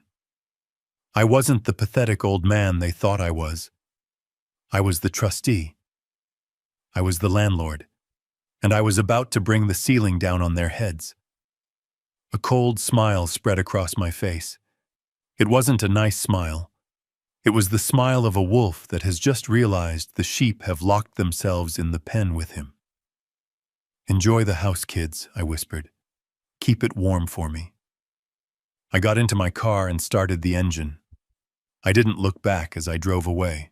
I wasn't going to a shelter. I was going to the Ritz-Carlton. And tomorrow I had a meeting with a lawyer who was going to help me turn their world into ash. The test was over. The lesson was about to begin. The valet at the Grand Pittsburgh Hotel didn't even blink when I pulled my rusted, mud-splattered sedan up to the main entrance. He opened the door with the kind of professional deference that money buys, treating my old coat and garbage bags of clothes as if they were Louis Vuitton luggage. I handed him a $100 bill from the thick stack in my pocket and told him to keep the car close but out of sight. Walking through the gold-leafed lobby felt like stepping into a different universe. The air smelled of fresh lilies and old money. I approached the front desk, my spine straight, my eyes clear. I didn't ask for a room. I asked for the presidential suite. When I slid my new black debit card across the marble counter, the concierge raised an eyebrow for a fraction of a second before typing rapidly and handing me a heavy electronic key card with both hands. "Welcome home, Mr. Caldwell," he said. An hour later, I was a different man. I had stripped off the damp, humiliating clothes of the beggar my children thought I was. I had scrubbed the grime of the grave and the grease of the old house from my skin in a shower that had 6 different spray jets. Now I was standing at the floor-to-ceiling window of the penthouse, wrapped in a plush white silk robe that felt like a cloud against my skin. In my hand was a crystal glass filled with a Cabernet that cost $500 a bottle. It was rich, complex, and tasted of dark berries and victory. I took a sip and looked out at the city lights sprawling below me. Somewhere down there in the darkness of the suburbs was the house I had built. But from up here it looked small, insignificant. I turned away from the view and walked over to the oversized velvet sofa. I picked up the new iPad I had purchased from the hotel's business center. My hands were steady. My heart was calm. I sat down and tapped the screen, opening the app for the hidden security cameras I had installed months ago when Martha first got sick. I had put them in to monitor her caregivers to make sure she was safe when I was out running errands. My children didn't know they existed. They didn't know that the smoke detector in the living room and the motion sensor in the hallway were watching them. The feed loaded grainy but clear in the night vision mode. I watched, sipping my wine, as the interior of my former home flickered onto the screen. It was chaos. They weren't celebrating anymore. The pizza boxes were pushed onto the floor. The music was gone. Lucas and Tanya were moving through the house like a pair of rabid raccoons. They were tearing the place apart. I watched Tanya in the master bedroom. She was ripping the linens off the bed I had shared with Martha for 40 years. She was shaking out the pillows, throwing the mattress onto its side, slicing open the fabric of the box spring with a kitchen knife. She was looking for money. She was convinced that if there was a tax lien, there must be cash hidden somewhere to pay it. Her face was twisted into a mask of pure, ugly greed. She looked frantic, sweating, her hair wild. I switched the camera view to the living room. Lucas was there with a crowbar. He was prying up the loose floorboard near the fireplace, the one I had meant to fix for years. He ripped the wood up with a savage grunt, shining a flashlight into the crawlspace. Finding nothing, he smashed the board against the wall in frustration, leaving a deep gouge in the plaster. "Nothing," I heard him yell, his voice tinny through the iPad speakers. "There is nothing here, Tanya. The old man is broke. He really is broke." "Keep looking," Tanya shrieked from the bedroom. "Check the vents. Check the toilet tanks. Old people always hide money in the toilet." I watched them destroy the sanctuary Martha had kept pristine for decades. I saw Emily come into the frame. She was in the dining room, pulling the china out of the hutch and throwing the plates she didn't think were valuable onto the floor, shattering them. She was looking for taped envelopes behind the drawers. It was grotesque. It was a violation. Watching them desecrate my home should have broken my heart. It should have made me weep. But sitting there in my silk robe surrounded by luxury, I didn't feel sadness. I felt validation. Every smashed plate, every slashed mattress, every hole punched in the wall was proof. It was proof that Martha was right. It was proof that Paxson was right. And it was proof that I was doing the right thing. These weren't children who had made a mistake. These were scavengers picking the meat off a carcass. They didn't care about the house. They didn't care about the memories. They only cared about what they could extract. I took another sip of wine, savoring the finish. I had seen enough. The test was over, and they had failed so spectacularly that there was no room left for doubt. I closed the camera app and opened my contacts. I scrolled down to the number Paxson had programmed into my phone earlier that day. Attorney Strickland. It was almost midnight, but Paxson had assured me that Strickland was the kind of lawyer who slept with his phone in his hand. I pressed call. He answered on the first ring. "This is Strickland." "Mr. Strickland, this is Henry Caldwell," I said, my voice deep and resonant in the quiet suite. Mr. Caldwell. Strickland said, his tone sharpening instantly. "Paxson told me you might call. I have the files open in front of me. Have you made a decision?" I looked at the black screen of the iPad. I thought about the garbage bags on the driveway. I thought about the nursing home brochure. "I have," I said. "How do you want to proceed?" Strickland asked. "We can file for a simple eviction in the morning, give them 30 days. Or we can negotiate a departure." "No," I said, cutting him off.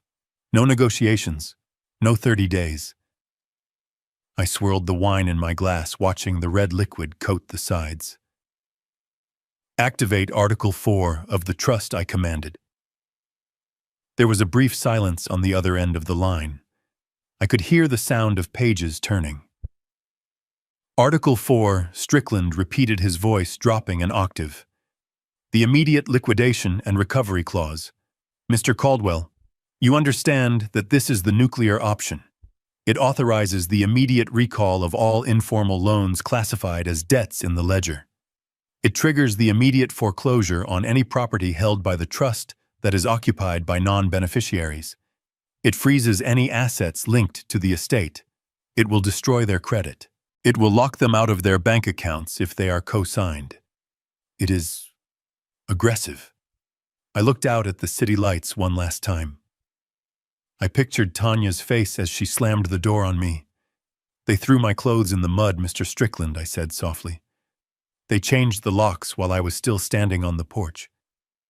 Aggressive is exactly what I want." "Understood," Strickland said, and I could hear the smile in his voice. He was a shark, and I had just dropped blood in the water. "I will have the papers filed at the courthouse when they open at 8 a.m. The sheriff will serve the eviction notice by noon. The bank freeze will happen simultaneously. They won't know what hit them." "Good," I said. "And Strickland?" "Yes, sir. Make sure the eviction notice specifies that they are liable for any damages to the property. I have video evidence of them destroying the interior. I want every scratched floorboard and broken plate added to their debt." "Consider it done," Strickland said. "Sleep well, Mr. Caldwell. Tomorrow is going to be a very busy day." I hung up the phone and placed it on the marble side table. I finished my wine in one long swallow. The warmth spread through my chest, chasing away the last of the chill from the rain.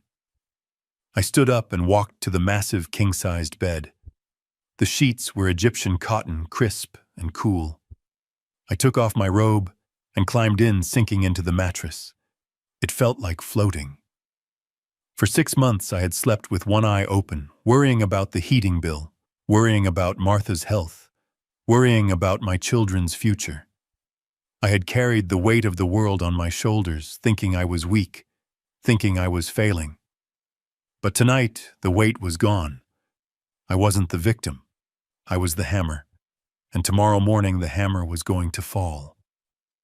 I closed my eyes. The image of the smashed wine glass in the fireplace faded. The sound of Tanya's screaming faded. All I could hear was the quiet hum of the city and the steady beating of my own heart. I didn't dream of my children. I dreamt of Martha. In the dream, she was standing at the door of the bank, young and beautiful, holding a ledger in one hand and a sword in the other. She smiled at me, and for the first time in a long time, I smiled back. I slept. It was the deepest, most peaceful sleep I had known in years. 3 days later, I sat in the high-backed leather chair at the head of the conference table in Attorney Strickland's office. The room was designed to intimidate. It was situated on the 42nd floor with a panoramic view of the skyline that screamed power and influence. The table was a slab of polished mahogany long enough to land a small plane on. The air was cool and smelled of lemon oil and expensive coffee. I ran my hand over the fabric of my trousers. They were part of a charcoal gray Italian wool suit that I had been fitted for just 48 hours ago. The tailor had worked a miracle rushing the alterations for a substantial fee that I paid without blinking. I wore a crisp white shirt, a silk tie in a deep shade of crimson, and hand-stitched leather Oxfords that cost more than my first car. My hair was trimmed and styled, my face was clean-shaven, and for the first time in years, I smelled like sandalwood instead of sawdust. I looked at my reflection in the dark window glass. I didn't recognize the man staring back. He looked formidable. He looked dangerous. Strickland sat to my right, organizing a stack of files with the precision of a surgeon preparing for an operation. He checked his watch. "They are late," he noted dryly. "It is a power play. They want you to wait." "Let them play," I said, calmly swirling the espresso in my cup. "They think they are coming to a victory lap. Let them take their time." I wasn't impatient. I had waited 45 years for the truth, and 3 days for justice. A few minutes of tardiness meant nothing to me. 10 minutes later, the heavy double doors swung open. I heard them before I saw them. Tanya's voice carried through the reception area loud and grating. She was laughing. "I told the dealership to hold the Cayenne," she was saying. "I put $5,000 down on the card this morning. Once the check clears from the house sale, I will wire the rest. Red interior, obviously." They breezed into the room, bringing a whirlwind of noise and entitlement with them.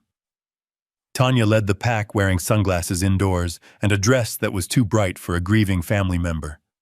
Lucas followed close behind, looking smug in a polo shirt and khakis. Emily brought up the rear, texting furiously, probably telling her friends she was about to be rich. They were so confident, so sure of their place in the world. They didn't even look at the head of the table at first. They were too busy eyeing the expensive decor, calculating how much the lawyer fees would cut into their profits.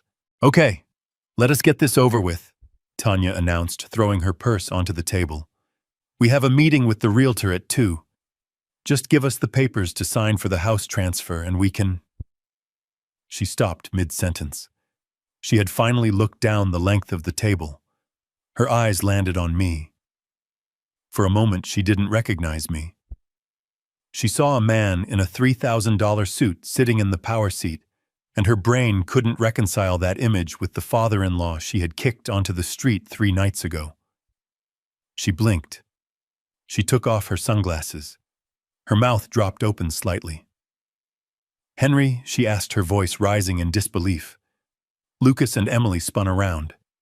They stared at me. Their eyes went wide. They took in the suit, the shoes, the grooming, the way I sat relaxed and commanding in the chair. "What is this?" Lucas sputtered. He let out a short, nervous laugh. "Dad, what are you wearing? Did you rent a tuxedo or something? Who are you trying to impress?" He looked at Strickland, then back at me, shaking his head. "You look ridiculous," he sneered, trying to regain his footing. "Like a kid playing dress-up. Did you spend your last Social Security check on a rental just to come here and beg for money again? Because the answer is still no, Dad. We aren't paying your tax lien." I didn't answer. I didn't even blink. I just looked at him with a steady, impassive gaze. I let his insult hang in the air until it started to sound desperate rather than cutting. I took a slow sip of my espresso and placed the cup back on the saucer with a deliberate clink. Then I turned my head slightly and nodded to Strickland. It was a small gesture, a subtle command, but it shifted the entire energy of the room. It said, "I am the one in charge." Strickland cleared his throat. It was a loud, authoritative sound that cut through Lucas's mockery like a knife. "Sit down, Mr. Caldwell," he said, gesturing to the chairs on the opposite side of the table. "You too, Mrs. Caldwell and Ms. Caldwell. We have a lot to get through, and my hourly rate does not pause for personal insults." Tanya bristled, but she sat down. Lucas and Emily followed suit, looking confused and wary. They sat in a row like naughty schoolchildren called to the principal's office. "We are here," Tanya said, crossing her arms defensively, "because you said you found a will. We assumed Martha died intestate since we couldn't find one in the house. But it doesn't matter, really. The house was transferred to us via power of attorney before she died, so that is a done deal. We just need to clear up any residual accounts." Strickland opened the thick blue folder in front of him. He didn't look up. "Actually, Mrs. Caldwell, that is incorrect," he said, his voice smooth and cold. "The power of attorney document you are referring to was superseded. 6 months ago, when Mrs. Martha Caldwell received her terminal diagnosis, she came to this office. She established the Martha Caldwell Living Trust. She transferred all her assets, including the deed to the property at 42 Elm Street, into that trust." Tanya frowned. "Okay, so the house is in a trust. Fine. We are the heirs. Just dissolve the trust and distribute the asset. It is the same difference." Strickland finally looked up. He took off his reading glasses and folded them on the desk.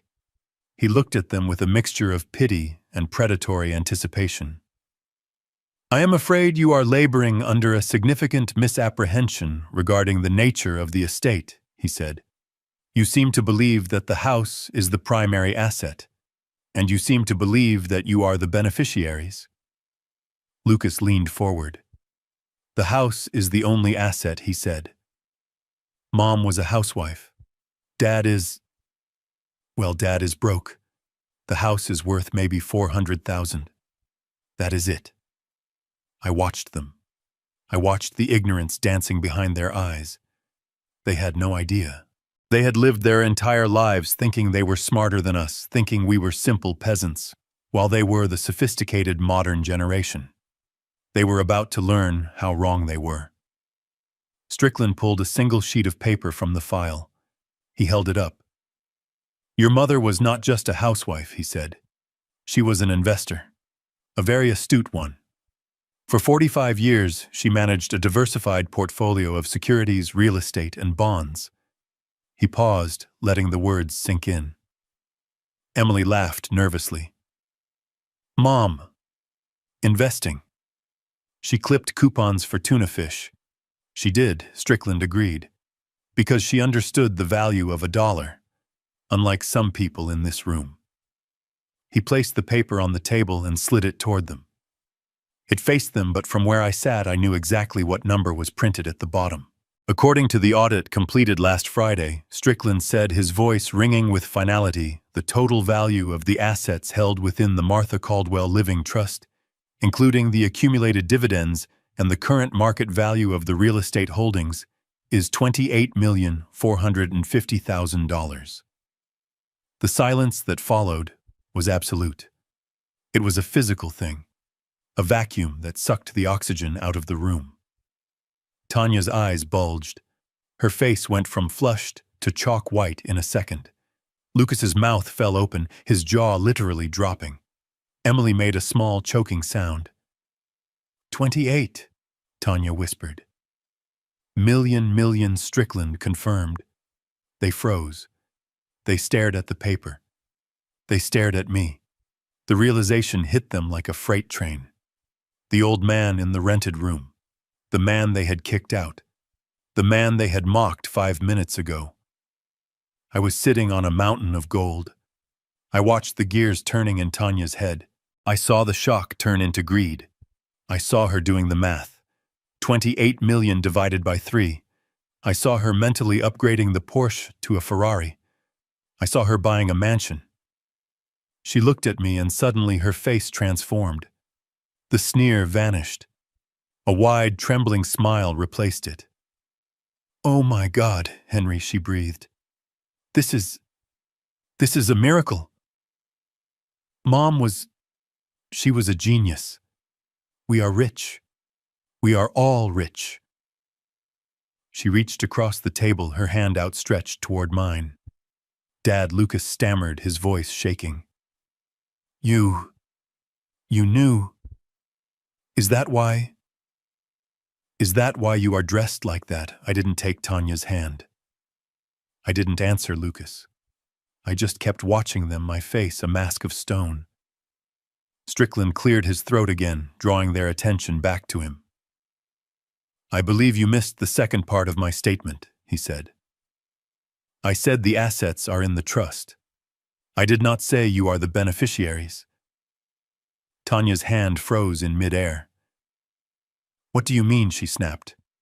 "We are her children. Who else would be the beneficiary?" Strickland picked up the trust document. He flipped to the second page. According to the terms of the trust, he read, "The sole trustee and primary beneficiary with absolute discretion over the distribution of all assets is Mr. Henry Caldwell." He looked at them over the top of the paper. "The children have no claim," he said, "unless Mr. Caldwell decides to give them one." The room went silent again, but this time it wasn't the silence of shock. It was the silence of terror. They looked at me, and for the first time in their lives, they didn't see a father or a victim. They saw the man who held their fate in his hands, and they remembered Friday night. They remembered the garbage bags. They remembered the locks. I leaned forward. The leather of my chair creaked. I placed my elbows on the table and steeped my fingers. "I believe we have some business to discuss," I said, my voice low and steady. "And I believe you are sitting in my chair." Tanya stared at Strickland as if he had just spoken in a foreign language. The words "sole beneficiary" bounced around the room, echoing off the mahogany walls, but she refused to let them land. She stood up so abruptly, her chair tipped over backward, crashing onto the hardwood floor with a sound like a gunshot. "That is impossible," she screamed, her voice shrill and breaking. "He is senile. He is confused. Just 3 days ago, he came to us crying about a tax lien. He thought he was going to prison. He doesn't know what day it is, let alone how to manage an estate. You cannot give him control. He is incompetent." She pointed a shaking finger at me. Her face was twisted ugly with desperation. "Look at him," she yelled. "He is a retired engineer with no money. He lived off his wife. He is useless. This trust is a mistake. It has to be a mistake." Strickland didn't even blink. He waited for her to stop screaming, his expression one of mild boredom. He adjusted his glasses and looked at her over the rim. "Mr. Caldwell is not senile, Mrs. Caldwell," Strickland said calmly. "In fact, before this trust was finalized, Mrs. Martha Caldwell insisted on a full competency evaluation for her husband. We have 2 independent affidavits from leading neurologists certifying that Henry is of sound mind and perfectly capable of managing his affairs." He paused, a small, cold smile playing on his lips. "As for the tax lien story," Strickland continued, glancing at me with a nod of respect, "that was a test. A fabricated scenario designed to gauge your loyalty and compassion. A test, I might add, that you failed with spectacular cruelty." Tanya's mouth snapped shut. The color drained from her face until she looked like a corpse. She looked at me, and I saw the realization dawn in her eyes. The crying, the desperation, the plea for help. It was all a performance, and she had walked right into the trap. Lucas made a low, wounded sound in his throat. He looked at me, his eyes wide with betrayal. "You lied to us, Dad," he whispered. "You tricked us." I didn't answer. I didn't owe him an answer. Strickland pulled another document from the folder. He slid it across the table toward them. It hit the wood with a heavy slap. Now, regarding your current living arrangements, Strickland said, his tone shifting from explanatory to punitive. Since the property at 42 Elm Street is an asset of the trust, and since you have no lease agreement and are currently occupying the premises without the trustee's consent, your presence there is considered trespassing. He tapped the document with his index finger. This is a formal notice to vacate, he announced. You have 24 hours to remove your personal effects and leave the property. The locks will be changed tomorrow at noon. Any items remaining after that time will be considered abandoned and will be disposed of at the trustee's discretion. 24 hours. Emily gasped, clutching her chest. But where will we go? We gave up our apartment. We moved in to help Mom. You moved in to save rent, I said, speaking for the first time. And you didn't help your mother. You watched her die while you waited for the check. Strickland wasn't done. He reached into the folder again. This time he didn't pull out a legal document. He pulled out the black ledger. He placed the worn leather notebook in the center of the table. It looked small and harmless sitting there on the polished wood, but to my children it must have looked like a bomb. Your mother was a meticulous bookkeeper, Strickland said. She kept a record of every significant disbursement she made to each of you over the last 20 years. The settlements, the bailouts, the hush money. He opened the book to a marked page. According to the terms of the trust, these disbursements were not gifts, Strickland stated. They were classified as interest-free demand loans, loans that became due upon her death. He looked at Lucas.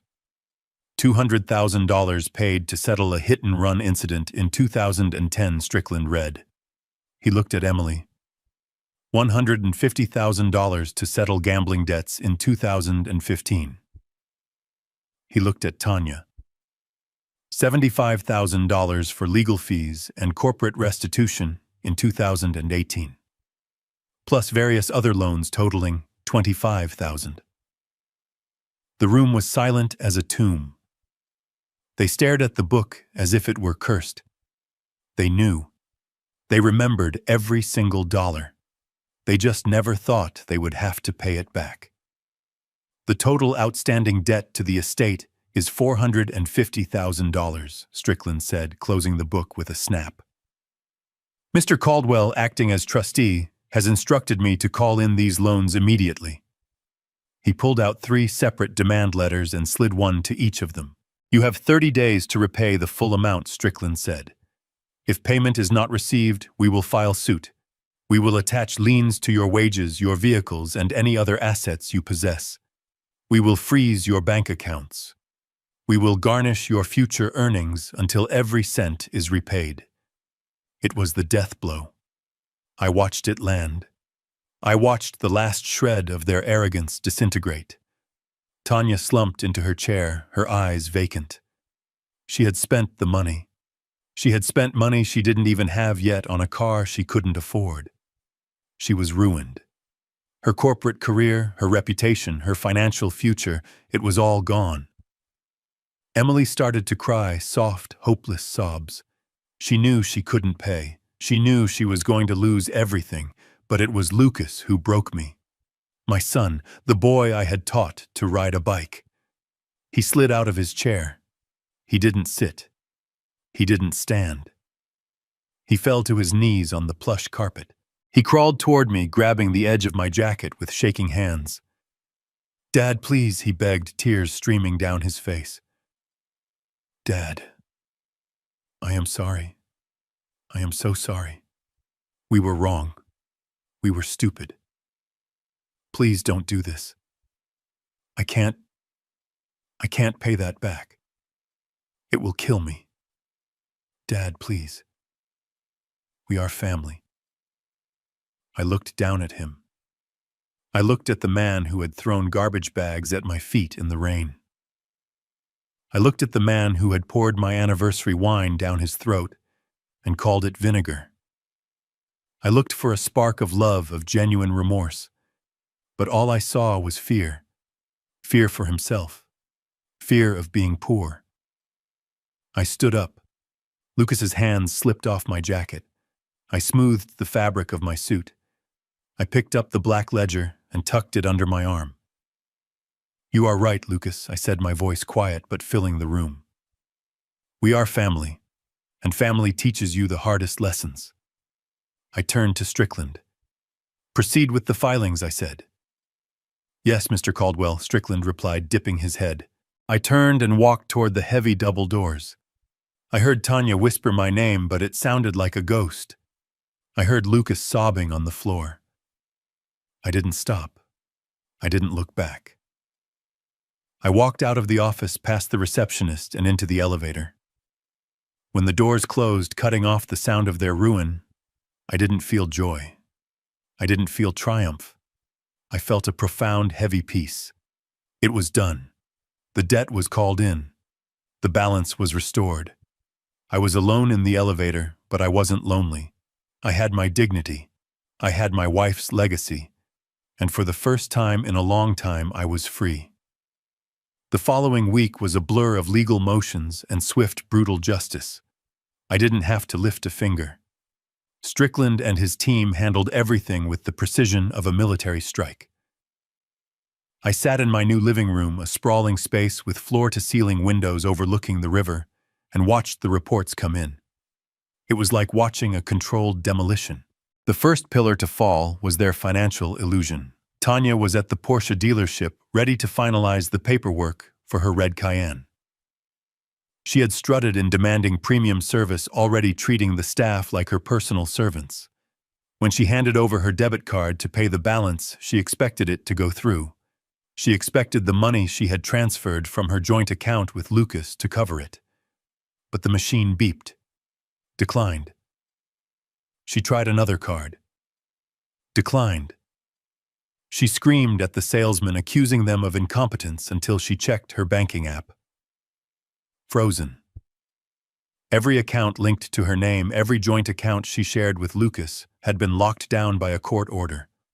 Strickland had filed the lawsuit for the recovery of the $450,000 debt, and because they had no assets to secure it, other than cash, the judge had granted an emergency freeze. The dealership manager, a man she had belittled just minutes before, politely asked her to leave. She lost the deposit. She lost the car. And for the first time in her adult life, she lost her dignity in public. She had to call a friend to pick her up because her rideshare app was linked to the frozen card. The second pillar fell 48 hours later. The eviction. I wasn't there to see it, but the sheriff's report was detailed. At exactly noon on Tuesday, deputies arrived at 42 Elm Street. Lucas and Tanya hadn't packed. They were in the kitchen arguing, surrounded by half-filled boxes and empty wine bottles. They thought I was bluffing. They thought I wouldn't actually throw my own son out on the street. They were wrong. The deputies gave them 15 minutes to gather essential items. Tanya tried to barricade herself in the master bedroom, screaming about squatters' rights and elderly abuse, ironically trying to claim the very protections she had denied me. They were escorted out the front door, the same door they had shoved me through less than a week prior. The locksmith was right behind them, drilling out the cylinders before they even reached the sidewalk. Their possessions, the expensive clothes, the electronics, the furniture they hadn't destroyed, were left inside, seized as collateral against the debt they owed the trust. They stood on the curb with a few suitcases, watching as the house they had already mentally sold was sealed shut against them. The neighbors watched from behind curtains. The spectacle was complete. The final pillar to crumble was their marriage. It didn't take long. Adversity reveals character, and their character was built on greed and convenience. Without the glue of my wife's money holding them together, they fell apart. Tanya didn't stick around to comfort her husband. She didn't offer to weather the storm together. She blamed him. She screamed that he was a loser, a mama's boy who couldn't even secure his own inheritance. She packed her suitcases into her friend's car and left for her mother's house in Ohio within the hour. By Thursday, Strickland received a notification from her lawyer. She was filing for divorce. She was trying to distance herself from the debt, claiming she had no knowledge of the loans Lucas had taken from his mother. It wouldn't work, of course. Martha's ledger was meticulous. Tanya's signature was on the receipts. But it marked the end of the trio that had tormented me. Lucas was left alone. He had no wife, no home, no money, and no mother to bail him out. He ended up crashing on the couch of an old drinking buddy, a man who lived in a cramped apartment on the south side. It was a far cry from the suburban comfort he felt entitled to. On Saturday morning, my building's security intercom buzzed. It was the concierge. "Mr. Caldwell," he said, his voice polite but firm. "There are two individuals here to see you, a Mr. Lucas Caldwell and a Ms. Emily Caldwell. They say they are your children. They are causing a bit of a scene. They are demanding to come up." I walked to the intercom panel on the wall. I pressed the video button. The screen flickered to life, showing the view from the lobby entrance. There they were. Lucas looked disheveled. He was wearing the same clothes he had worn at the lawyer's office, now wrinkled and stained. He hadn't shaved. He looked 10 years older. Emily was beside him, her eyes puffy, her makeup smeared. She looked terrified. They were arguing with the large man in the blazer who guarded the elevators. "Please," I heard Lucas pleading, his voice cracking. "He is my father. I just need to talk to him. Just 5 minutes. We have nowhere to go, please." I watched them. I watched the desperation in their body language. It mirrored exactly how I had felt standing in their living room begging for help with a fake tax lien. The symmetry was perfect. But unlike them, I didn't feel a sadistic pleasure. I didn't feel the urge to mock them. I just felt a profound detachment. They were strangers to me now. Strangers who shared my last name. I pressed the talk button. "Send them away," I said. The concierge nodded. "Mr. Caldwell does not wish to see you," he told them. "You need to leave the premises immediately, or we will call the police." Lucas looked up at the camera. He knew I was watching. He pressed his face close to the lens. "Dad," he screamed. "Dad, I know you are there. Please. I am sorry. I will do anything. I will work it off. Just don't leave me like this." Tanya left me, Dad. She took everything she could carry. I am alone. "I am your son," I didn't answer. I didn't press the button to unlock the door. I simply watched. "Wait," I said to the concierge before he could cut the feed. "Give them a message for me." "Yes, Mr. Caldwell, tell them. Tell them that independence is the belated gift I am giving them. Tell them that Martha isn't here to fix this, and neither am I." The concierge relayed the message. I saw the words hit Lucas like physical blows. He slumped against the glass door, sliding down until he was sitting on the pavement. Emily put her hand over her mouth and sobbed. Eventually, security escorted them away from the entrance. I switched the camera view to the external feed. It had started to rain again, a cold, gray Pittsburgh drizzle. I saw Lucas standing on the sidewalk across the street. He was looking up at the building, scanning the windows, trying to find me. He looked small. He looked wet. He looked exactly like I had looked standing in the cemetery, lost and abandoned. But there was a difference. I had been abandoned because I trusted too much. He was abandoned because he cared too little. I stood there for a long time watching my son cry in the rain. It was a tragedy, yes. But it was a necessary one. He had to break to be rebuilt, or he would stay broken. That was his choice now. My part in his story was over. I turned away from the screen and walked back to my desk. The black ledger was sitting there closed.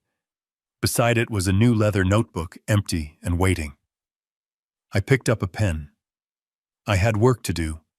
I had a foundation to plan. I had a legacy to build. And I had a Monday morning appointment to keep. It has been exactly 1 year since I stood in the rain at the cemetery and watched my life fall apart.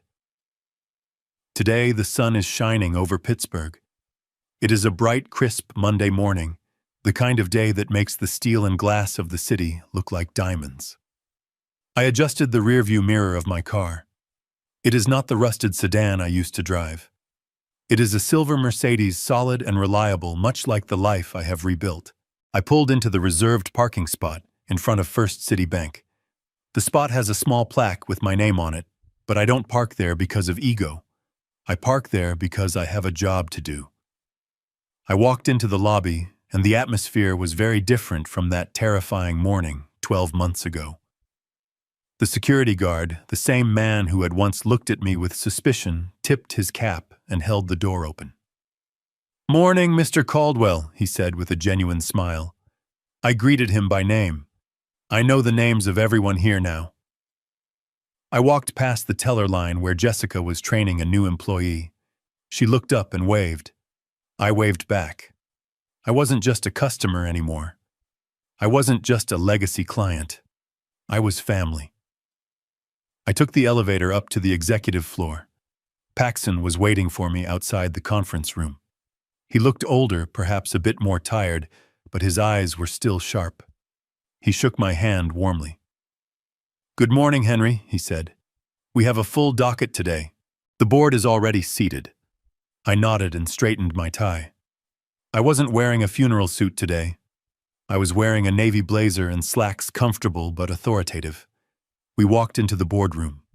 It was the same room where I had destroyed my children's greed, but the air felt lighter now. The ghosts were gone. Around the table sat 4 other people: a lawyer, a social worker, a community organizer, and a retired judge.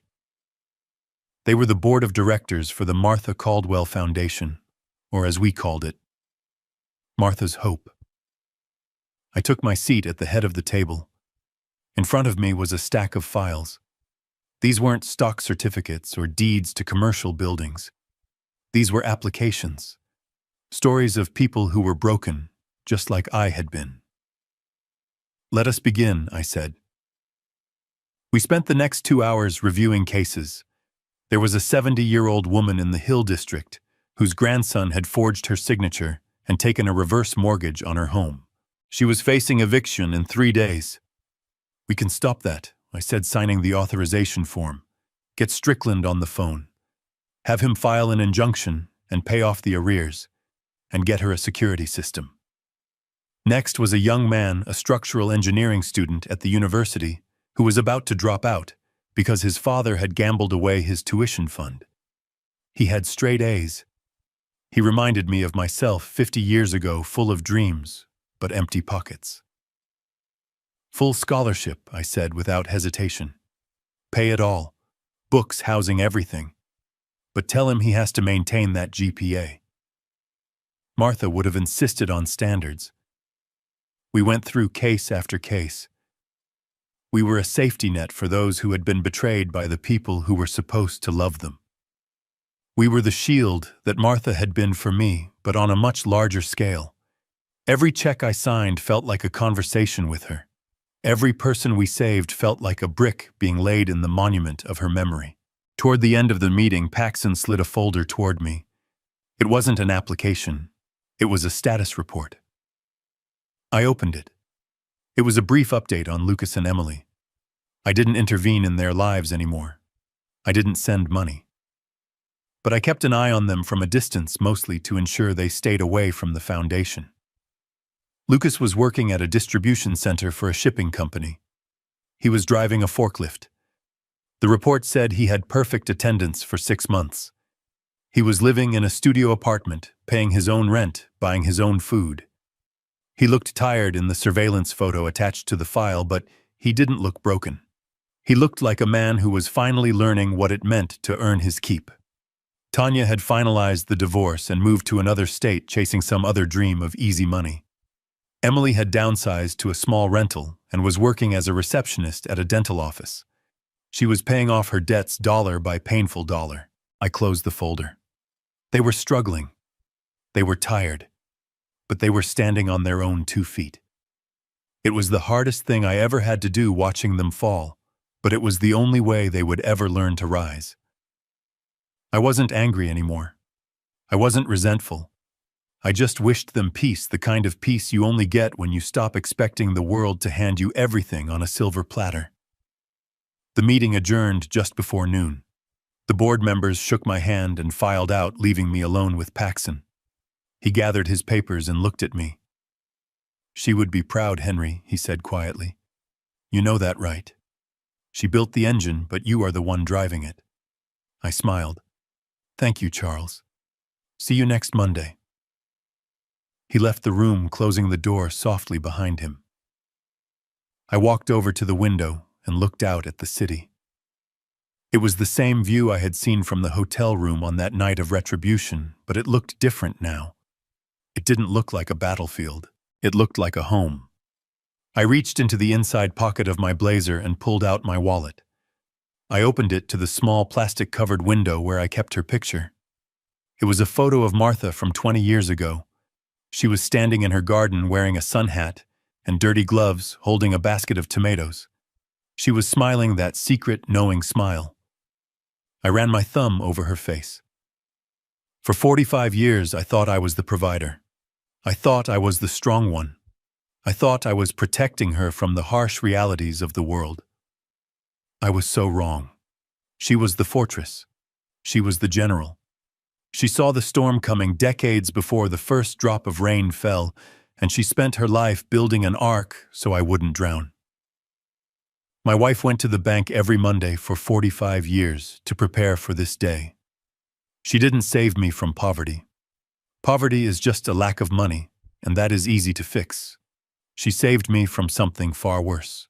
She saved me from the cruelty of my own flesh and blood. She saved me from the indignity of being discarded.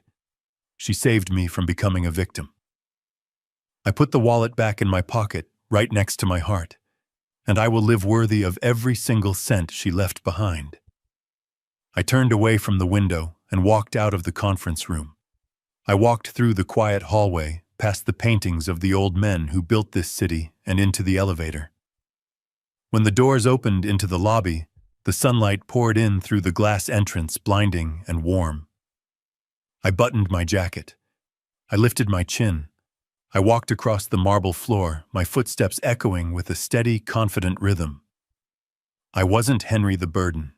I wasn't Henry the victim. I was Henry Caldwell, the steward of Martha's hope.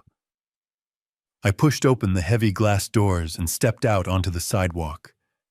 The air was fresh and smelled of spring. I took a deep breath, filling my lungs with the promise of the future. I walked toward my car, ready for whatever came next, stepping into the light, finally free. Henry's story serves as a sharp reminder that money doesn't change people. It merely reveals who they truly are. Sometimes those we trust the most turn out to be the cruelest, while the quiet sacrifices of those beside us go unnoticed until it is almost too late. Never underestimate the power of silence and patience. More importantly, dignity isn't found in your bank account, but in how you stand up after being betrayed.